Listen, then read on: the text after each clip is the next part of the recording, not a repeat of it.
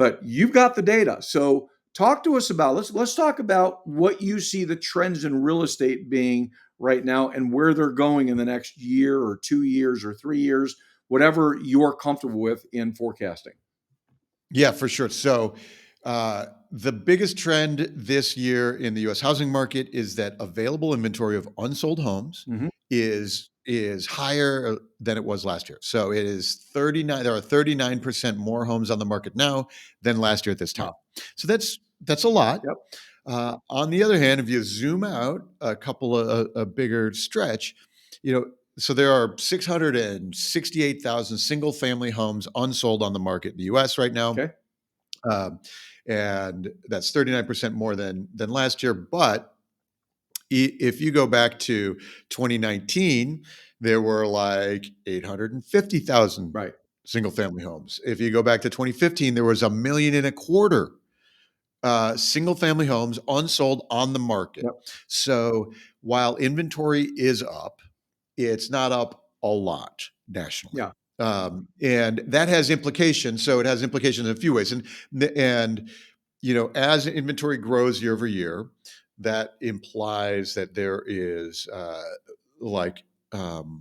it is enough inventory buildup over the year that implies weakness in home prices in the future, but not there's nothing in the data that implies a crash of home prices in the future. And we could talk a little bit more about that when we talk about pricing in particular. But think about inventory. There are a few markets where inventory is up a lot. So Western Florida, Austin, Texas, a few of those places. There are 5 states now that have more inventory. So every state in the country now has more unsold inventory than last year at this time. Good. Some of them, like Florida and Arizona, are like 60 or almost 70% more homes unsold. Okay. Some places like New York is like 6% more. Okay. But every state has more unsold inventory than a year ago. Good. There are 5 states that have more inventory than 2019. Okay. So that's Florida, Texas, Okay. Idaho, and then also Oklahoma and Arkansas. Okay. So newsflash for lenders, there's good markets right there. Okay. Yeah, that's right. Those are markets that have better availability for buyers. Yep. There's more opportunity. Like there are some places in the country, like upstate New York or Boston, where supply is still constrained, and the supply constraint is actually keeping a lid on the transaction volume. Right. There's not enough homes to buy, Right. which was actually a big story from last year. That like even when there was demand there weren't enough homes to sell. Right. So now inventory is up, and so that's starting to loosen up in some areas. And so those 5 states are there's like more than 2019. If you look at, for example, Austin, Texas. Austin's had 15 years of a strong housing market. Yeah, they've been growing. And so if your experience is only the last 3 years in Austin, it looks like catastrophe right now, but it's actually not that unusual. So there's some of those signals that we can see in inventory. So what we're looking at for the rest of the year for inventory is so inventory is up 39% year over year. In the second half of last year, mortgage rates rose. Right? They rose all the way to 8% by October. And when rates rise, inventory rises. Okay. So it is, demand slows, inventory grows, is the way to think about that. And the other side, though, is when rates fall, available inventory falls. So falling rates spur demand more than supply.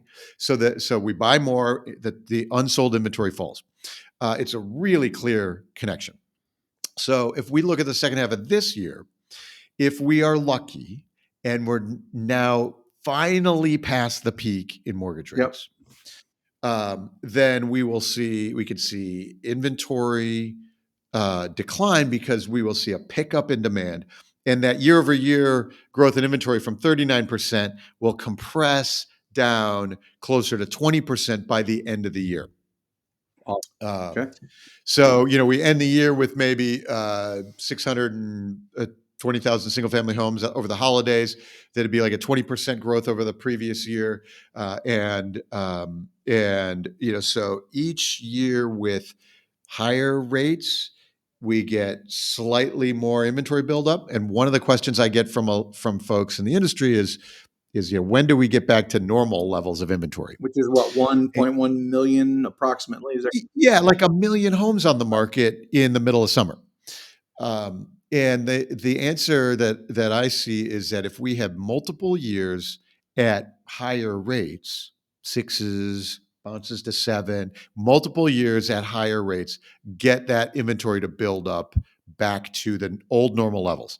And then when inventory is at high, now you have fewer bidding wars, you have easier time for buyers, you have opportunity to you have flatter price levels, and your income grows, and so you get affordability. When you have more of those homes on the market, you get back to an affordability state over multiple yeah, years.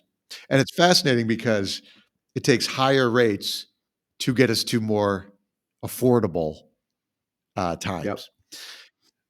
If rates spike, though, and I would say, like I've been wrong on estimating, my forecast of mortgage rates. I've been wrong for 30 years. I have no idea what mortgage rates are going to do, right? They could go up. Nobody If really they does. go up, yeah, I'm not Yeah, convinced anybody can forecast mortgage yeah, rates. If they go up, what I can do though is I can tell you like exactly what's going to happen to the housing yeah, market. right. If rates go up, that and buyers are super sensitive right now. If rates go like they're trading below seven. If rates jump back to seven or above, you're going to see a real direct slowdown. You'll see inventory build. We'll watch price reductions, and so like I can tell you exactly what's going to happen if rates fall from here, if rates climb from here. Okay. Now, the one thing that I think is important to point out here from a lender loan originator perspective, okay, so we have a 39% increase in the inventory over last year. That's great news. But what we also have from last year is about a 40% decrease in the number of originators out there in the marketplace. If you go back to 2021 to today. So those numbers are actually better even than what they show, because that inventory is based on, when you compare 2019, for example, at 800,000 plus units to 660,000 units, if you then compare the number of originators, it's probably about the same amount of inventory per originator as you saw in 2019. And I think that's important for lenders and originators to remember and remind themselves of, because what I see is they get so negative so quick. They look at the numbers and it's like, well, we're not at a million. We're not. Well, you're not going to be at a million until things change dramatically. But you're also in a much less competitive marketplace when it comes to the number of lenders and originators out there. Therefore, there's plenty of opportunity for everybody to succeed today. Would you agree with that? Yeah, I would agree with that, and it's a fascinating way to look at it.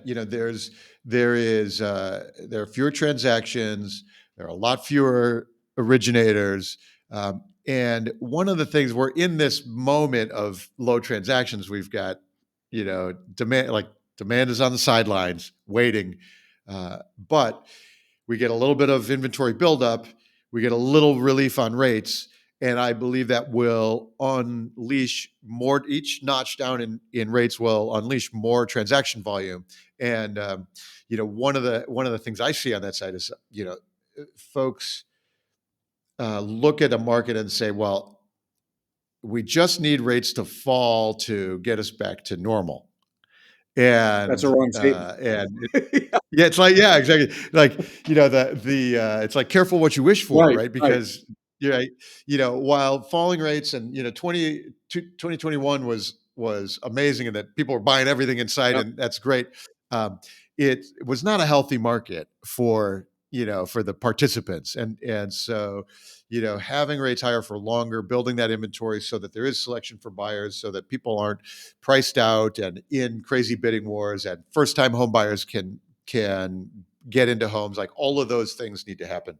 And then a little bit of relief on rates, and all of a sudden things feel really good. Yeah, yeah, that's a great observation. And look, here's the fact of the matter. I mean, I'm working with lenders all over the country, training thousands of originators every single month, and I'm seeing a lot of the loan officers that I'm training and the lenders that I'm working with. I'm seeing loan officers closing 10, 15, 20, 25, 30, 35, 40 units a month. I just interviewed my last interview on Batting 1,000 2 months ago was with a originator who did 60 loans last month, predominantly purchase. So the inventory is there to create plenty of business for everybody, but you got to understand your marketplace and you got to know whether you're in that tougher market or that better market. And then how do you supplant that?